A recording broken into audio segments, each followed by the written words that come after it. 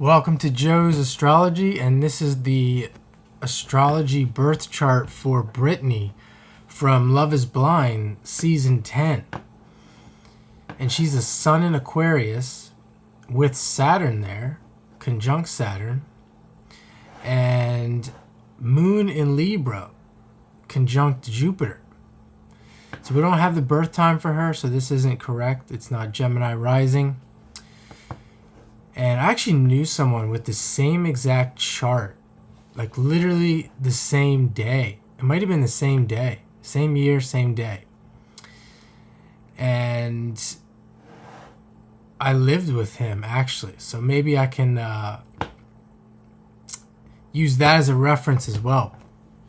But this is a very emotional person, first of all. And you wouldn't think so because it's you see Aquarius, especially a Sun Saturn in Aquarius. That's what people might see when they first get to know her. She's probably, it sounds like she's responsible.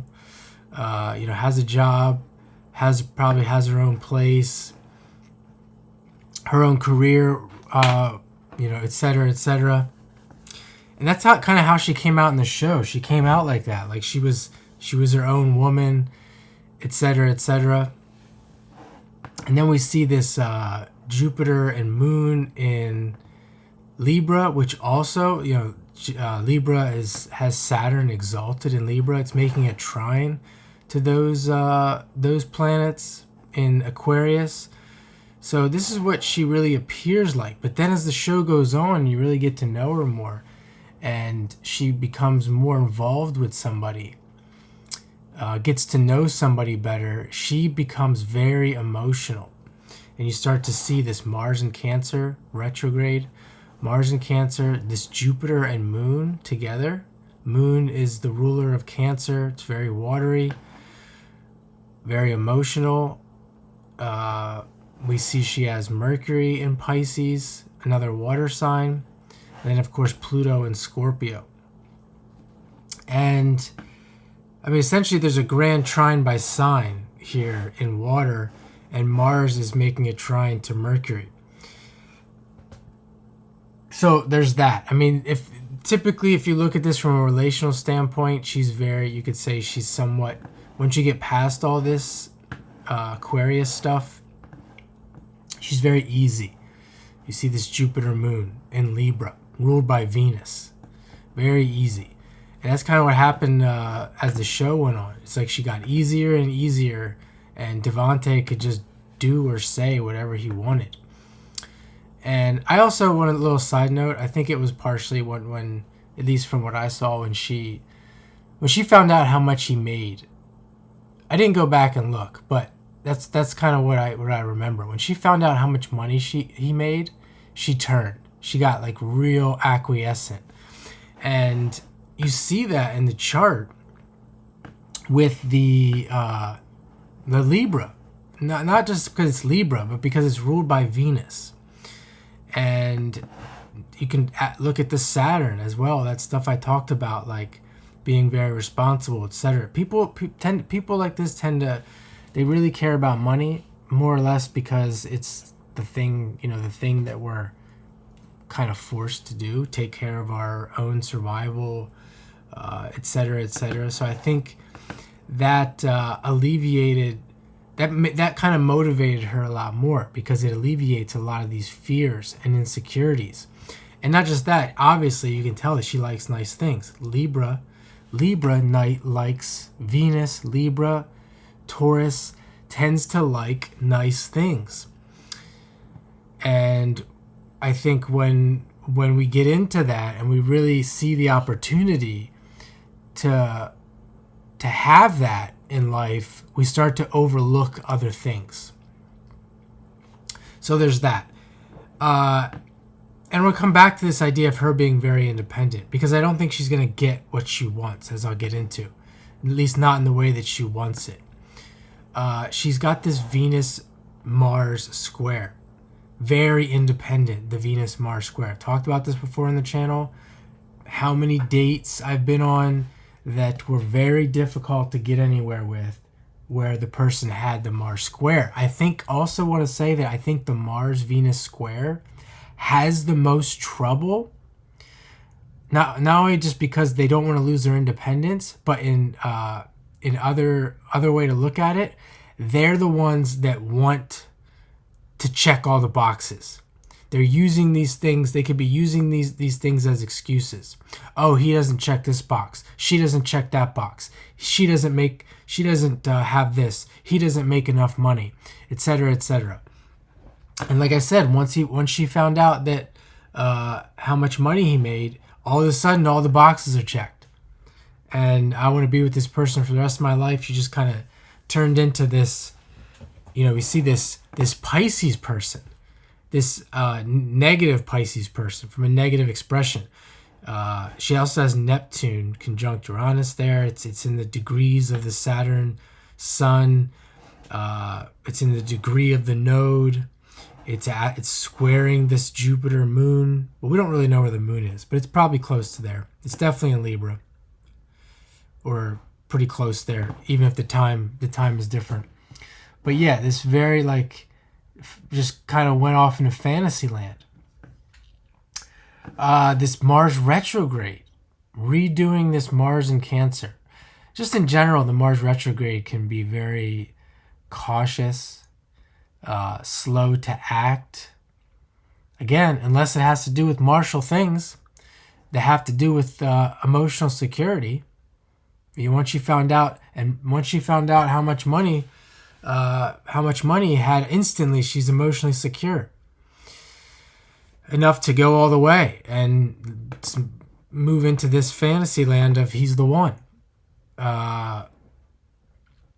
So there's that.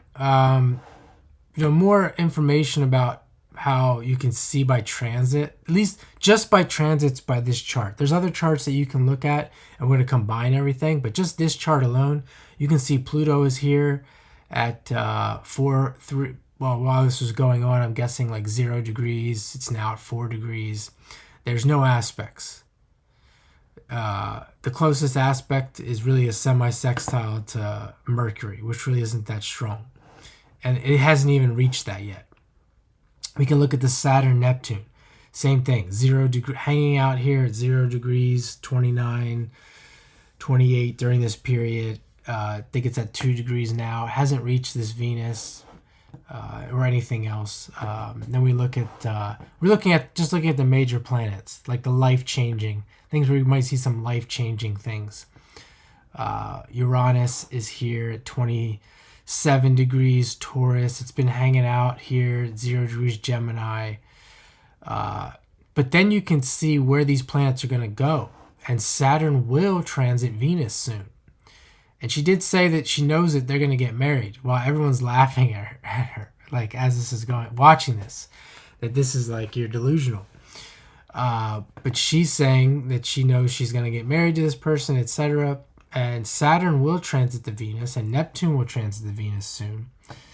That Pluto will make a trine to Moon Jupiter soon.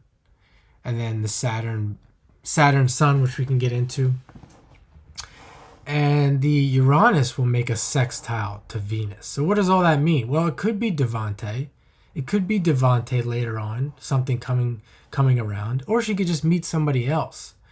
I think she's a very attractive person all around. I prefer this moon emotional type in general. Not to say for any specific purpose, just my personal attraction, affinity. I have Cancer in the 7th house. So, the touchy-feely stuff, all that stuff that Devante was kind of not showing. This is a person that I would prefer. And I think a lot of people would. And so looking at from that standpoint, I think she could easily meet somebody else. However, if you look at the astrology, there's strong, you see the Pluto, there's also a Pluto Sun square, Pluto Saturn square. There's a lot of squares, Mars square here, Moon. I have a lot of this similar stuff, but not in squares. And just looking at astrology and things like this, even though all that good stuff being said,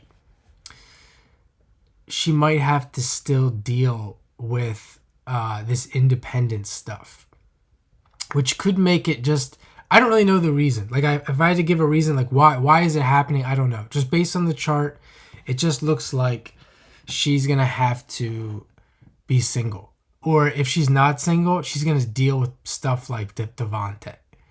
And looking on, it's like, it just seems simple. Like, just avoid this, and maybe she could just move on, avoid that. She'll meet someone else. So you hear all the things that people say.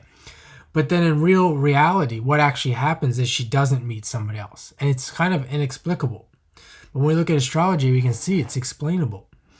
Without looking deeper at the astrology and deeper into her psychology and things like that. I mean, what are the reasons? We don't really know.